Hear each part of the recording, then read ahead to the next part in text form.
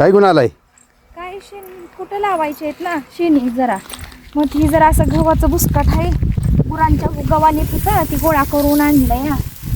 शेणी लावायच्या अगोदर हे असं बुसकाट टाकायचं आणि मग शान मळायचं. आता बघा पाणी आणलं या, पाणी जरा होता. शेणी चांगल्या थापायला बी येते ती, आणि नाही जर पाणी घालून शान असं मळून जर नाही लावलं का नाही तर धूर, नुसताच धूर होतो चुलीला. बघा गोल बनवायचं असं असं चांगलं शान मळून घ्यायचं आणि बघा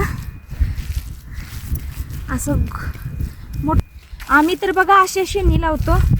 तुम्ही बी कोण लावत असाल तर कशा लावता मला कमेंट करून नक्की सांगा. जळणासाठी व गौऱ्या, कोण गौऱ्या म्हणतं, कोण शेणी म्हणतं, कोण शेणकुटं म्हणतं. म्हणजे प्रत्येकाचं म्हणजे हे वेगळं वेगळं नावं वेगळी वेगळी येते. गौऱ्या कोण कोण बघा असं प्रकारचं मुटकं बनवतात.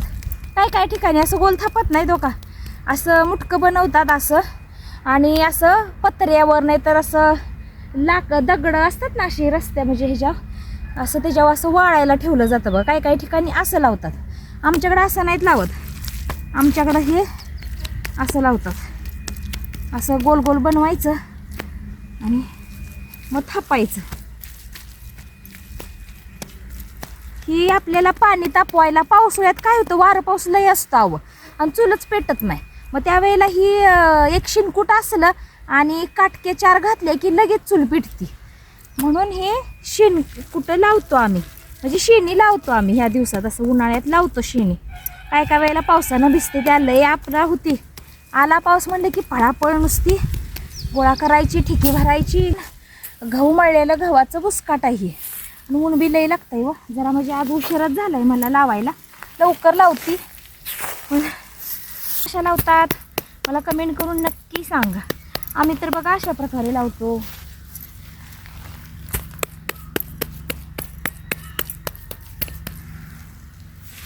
रानात गेलो होतो बघा, रानात ना आलो आणि मग